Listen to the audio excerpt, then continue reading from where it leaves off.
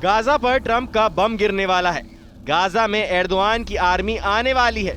Gaza में अरब alliance भी कूद गया है। गाजा युद्ध का क्लाइमैक्स शुरू हो गया है। जिस युद्ध को इजराइल जीत नहीं पाया, जिस युद्ध को ट्रंप खत्म कर नहीं पाए, जिस लड़ाई में हजारों की जान जा चुकी है, जिस जंग में गाजा पट्टी पूरी तरह तबाह हो चुकी है, उसका नया अध्याय शुरू हो गया है।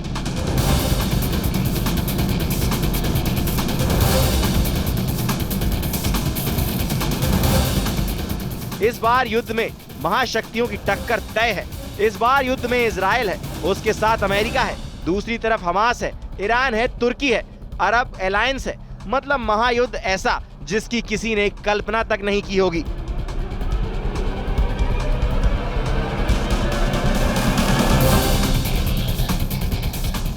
भीषण और भयावह युद्ध का माहौल बन गया है। 2 साल से चली आ रही जंग में अब हदें पार होंगी, क्योंकि रातों रात ट्रंप ने मूड बदल लिया है। अमेरिका के सुप्रीम लीडर की लास्ट वार्निंग ऐसे वक्त में आई है जब गाजा को लेकर खाड़ी देशों ने नया वॉर प्लान बनाया है। ऐसे वक्त ट्रंप ने तहलका मचाया है जब तुर्की भी खुलकर ललकारने लगा है। ट्रंप की दी डेडलाइन भी खत्म हो चुकी है।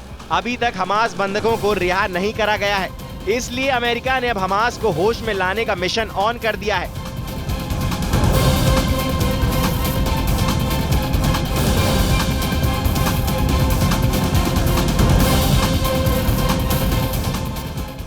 व्हाइट हाउस प्रेस सचिव कैरोलिन लेविट को सुनिए। अमेरिका हमास लीडर से सीधे संपर्क में है। Well, when it comes to the negotiations that you're referring to, first of all, the special envoy who's engaged in those negotiations does have the authority to talk to anyone. Israel was consulted on this matter. And look, dialogue and talking to people around the world to do what's in the best interest of the American people is something that the president has proven is what he believes is good faith effort to do what's right for the American people. 4 मार्च को Netanyahu ने Hamas को last warning दी थी। Netanyahu ने बयान में कहा था कि बंधकों की रिहाई नहीं हुई तो हमास को धरती से मिटा दिया जाएगा।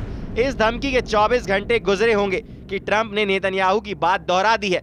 प्रेसिडेंट ट्रंप का गुस्सा तब भड़का है जब उन्होंने हमास के कब्जे में रहे इजरायली नागरिकों की दर्दनाक आपबीती को जाना है। ट्रंप ने सोशल प्लेटफॉर्म ट्रुथ पर लिखा, सभी बंधकों को अभी रिहा कर दो, बाद में नहीं, और जिन लोगों की आपने हत्या की है उनके सभी शवों को तुरंत वापस कर दो, नहीं तो सब कुछ आपके लिए खत्म हो जाएगा। जैसा मैं कह रहा हूँ, अगर तुमने वैसा नहीं किया तो हमास का एक भी मेंबर नहीं बचेगा। यह तुम्हारे लिए आखिरी चेतावनी है। हमास के नेताओं का गाजा छोड़ने का समय है, आपके पास अभी भी मौका है। अमेरिका की धमकी पर संदेह नहीं किया जा सकता। इजराइल के इरादे पर कभी डाउट नहीं किया जा सकता। दोनों देश दुश्मनी करने और निभाने के मामले में खूंखार हैं। ट्रंप ने पहले ही साफ कर रखा है कि वो क्या करेंगे, इसका तो उन्हें पता है, लेकिन नेतन्याहू क्या कर सकते हैं इसका अंदाजा उन्हें भी नहीं है। नेतन्याहू क्लियर कर चुके हैं वो क्या करेंगे। इजराइल सेना के नए चीफ की तैनाती ने ही सारे कयासों को खत्म कर दिया है। नेतन्याहू इजराइल डिफेंस फोर्सेस के नए चीफ जनरल एयाल जामिर के शपथ ग्रहण समारोह में मौजूद रहे। इस समारोह में हमास के खात्मे का ऐलान किया गया।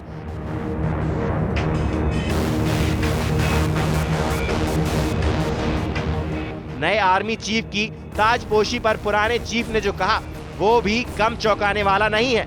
इजराइल कार्ड्स ने हमास को मिटाने का ऐलान किया तो जनरल जमीर ने दुश्मनों के खिलाफ नए वॉर प्लान तैयार होने का दम भरा है। पीएम नेतन्याहू, रक्षा मंत्री इजराइल काटस की मौजूदगी में जनरल जमीर गाजा युद्ध के नए एपिसोड के शुरू होने की तस्दीक कर चुके हैं। जनरल जमीर को हमास से युद्ध का अच्छा खासा अनुभव है।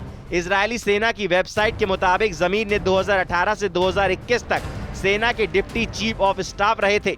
जनरल जमीर एक बार आईडीएफ की दक्षिणी कमान को लीड कर चुके हैं। यही कमान गाजा सीमा सहित सैन्य संचालन और रक्षा के लिए जिम्मेदार होती है।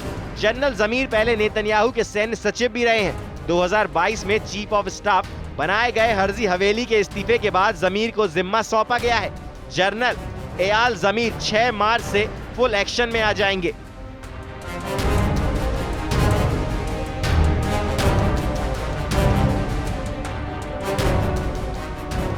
जनरल जमीर पीएम नेतन्याहू के भरोसेमंद हैं। उन्हें नेतन्याहू 2 बार पहले भी IDF चीफ बनाने का मन बनाया था। हालांकि तब उनसे सीनियर जनरल को तवज्जो दी गई, मगर हर्जी हलेवी के आर्मी चीफ रहते हुए भी जनरल जमीर अहम मौके पर नेतन्याहू के साथ देखे जाते रहे हैं।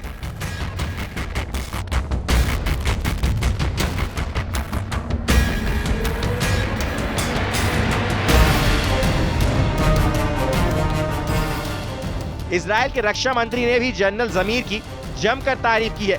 हमास से युद्ध का लंबा अनुभव रखने वाले जनरल को युद्ध की कमान सौंपकर नेतन्याहू ने बाजी का कंट्रोल वापस लेने का प्रस्ताव दिया है। मिस्र के प्लान में अरब, मुस्लिम और पश्चिमी देशों को गाजा का कंट्रोल मिलेगा।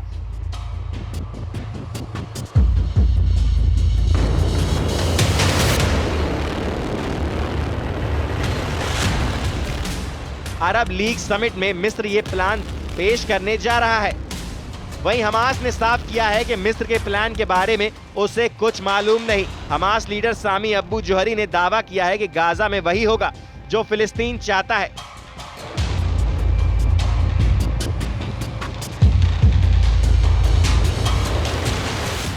इससे पहले ट्रंप ने गाजा को लेकर जो ड्रीम दिखाया वो इस AI वीडियो से समझने की कोशिश भी की गई, जिसमें गाजा को आधुनिक आइलैंड की तरह विकसित दिखाया गया।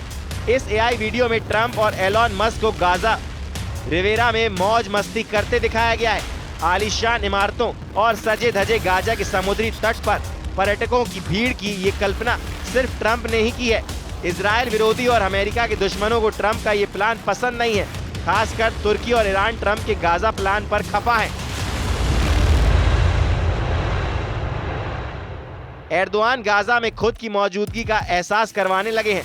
सीरिया फ्रंट पर कुर्द फोर्स के सरेंडर के बाद तुर्की के लिए इजराइल से भिड़ने का ये सही मौका भी था। मुमकिन है तुर्की गाजा के बहाने इजराइल से पुरानी दुश्मनी का हिसाब चुकाना शुरू करेगा।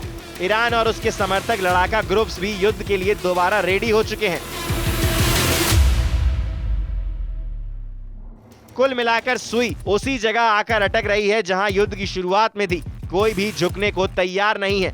सच ये भी है कि अमेरिका के सामने जिसने अकड़ दिखाई वो कहीं का नहीं रहा।